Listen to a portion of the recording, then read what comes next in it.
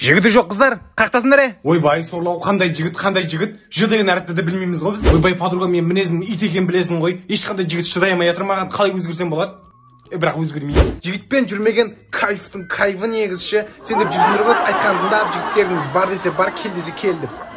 Көріп жүр қайданам. Шүкір, жігіттер жазбайды емес, жазады. Просто өзіміз қарамаймыз, шелек боламыз. Қыздық наздану деген болады, сендер сияқты бірден көніп қабатқан жоқпыз. Сенің сол жігітің ұнамайды маған ше.